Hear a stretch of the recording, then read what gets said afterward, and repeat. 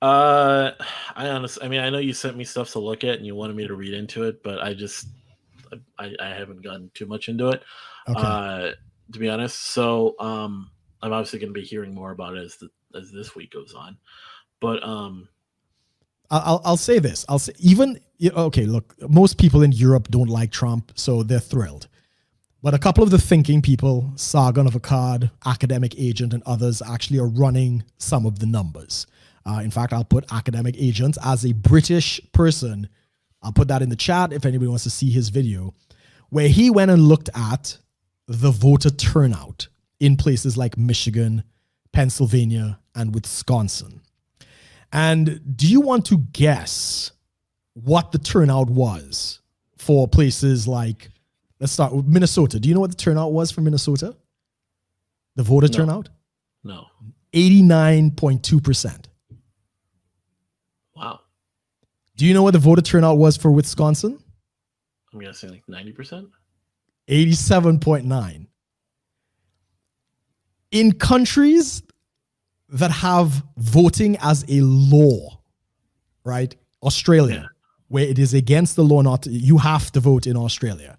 That's where you see 90% turnouts. Do you know places that you don't see 90% turnouts? The highest turnout I've ever read on record for Minnesota was not Minnesota, sorry, for the US was like 75%. Yes.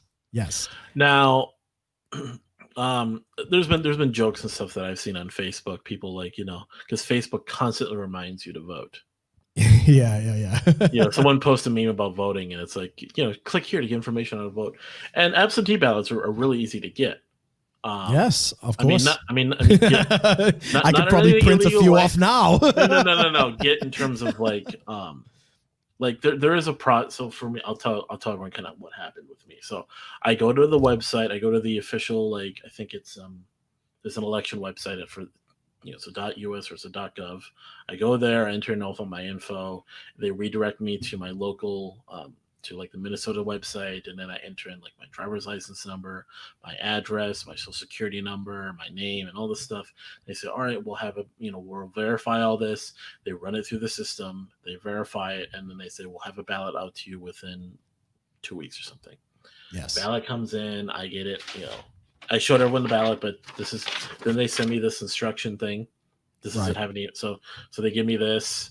I fill out all the stuff. I follow the instructions. I put it into like 3 different envelopes. I drop it off the mailbox, and then I'm done. I have to do all the bubbles and stuff.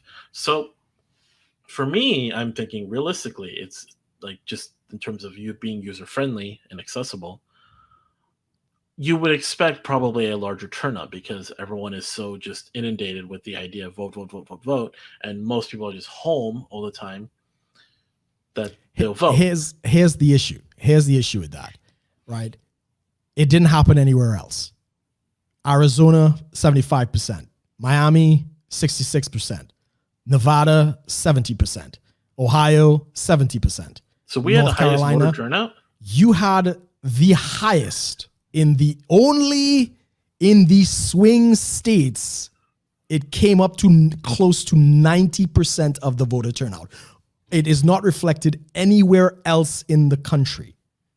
In fact, as I was saying before, I've been really going down the rabbit hole. I'm not saying I have all the answers. This is entertaining as fuck for me, right?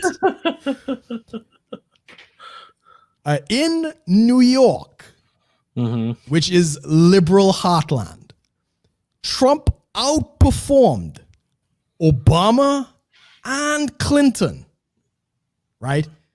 He gained, I think, almost 40% of the vote in New York, which is near impossible. In fact, he outperformed in every county and state except in the swing states. In every division, he got more votes than he did last time. He got more votes than the Obama landslide of 2008. He's got more votes than any re-elected president in the history of the United States. And still, I'm not saying it's fraud. I'm just saying that's very, very suspicious. And then you're telling me that Biden got more votes than any president in the history of presidencies, even Obama. I'm not American, but I'm like this. I cannot swallow this pill. So, you want to hear something else crazy? What? So, I mean, of course, the weaponized autism of the internet is all over this shit, right? As you can imagine, 4chan is scouring every news feed, all of the available databases. They're going through everything. Mm-hmm. Now, the U.S. State Department is very familiar with voter issues around the world and stuff like that. And they have a method of testing for voter fraud. Did you know this? I didn't know this. It's called Benford's Law. And I have don't ask me what it is. I can't explain this shit. Whatever. But basically it's numbers tend to follow a certain sequence, and there's a proportional perspective on when the number will come in a sequence. And, anything kind of outside that range is basically an anomaly, right? That's along the lines. So right. It looks like a curve, right? It's a chart. They plot the numbers and it's a curve. So a non voter interference should have a nice curve to the voting system. Do you want to guess whose voting record does not conform with Bedford's law? Swing states? The swing states. Yeah. So I will also put that link in the description if people want to follow up on it. Interesting. So yeah. Definitely. It is interesting. This, like I said, that's why the name of today's episode is the 2020 election continues. Yeah, it is. It is. Yeah, we're not saying it's fraud. We're just saying it's very, very suspicious. I mean, I could probably say it's fraud because I'm in I'm in the UK. Guess what? Libertarians are getting blamed for this now. And I think that's very unfair. I get it. People are really invested in politics, and I made this comment on Religion Zero as well. Like, don't make politics, this is not your identity. Don't be the SJWs. Don't make politics like everything, and Biden is your savior or Trump is your savior. I don't think that's healthy. But I think you lost the right. The Libertarian Party lost the right after the infamous tweet. And you were pulling a lot more from the left. And what's going on, but the thing is even a lot of more right-leaning libertarians still voted for Joe because she Sure. I mean, you'll pick up some, of course. Yeah. But yeah, it's funny how there's a lot of people that are posting like the state results, and they would show like, Trump and Biden would be like, 30,000 or 50,000 or 100,000 votes difference. And those are the states where, Joe Jorgensen would have 100,000 votes, and they point that out and like, oh, look at this, she's stealing the votes. And I just kind of laugh. I'm like, not because they're like, haha, we ruined your election, but more so pointing out the fact like, hey, even if we didn't have Joe Jorgensen, even if there was no Libertarian Party, just look at all your libertarians, like how they would all like kind of segment off. Actually, I thought about it even more. A lot of them probably just wouldn't even vote.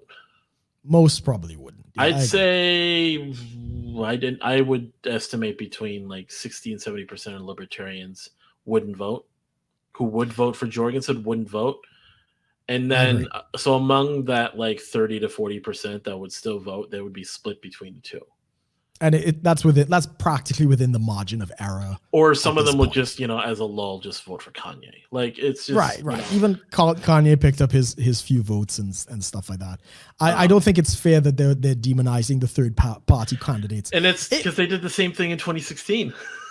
Right, yeah, and that's I don't think that if it was a Ross Perot, like Ross Perot truly was a spoiler candidate, but because I think he got like almost 10% of the vote, and that's when you start to that's the spoiler effect, which isn't necessarily a bad thing though. It shows people it can be and this is why let's say the reason why it can be a bad thing is because more people who don't approve of the candidate that more people don't want gets elected. So Ross Perot ran as an independent closest to the Republicans. The Republicans were there, and he was pulling from the Republican base, which empowers the Democrats. So the Republicans and the independents would probably favor a Republican, but by splitting the vote, it empowers the Democrat. That's the problem with the first past the post system. But you have to be significant. The Libertarian Party was not significant. Real quick,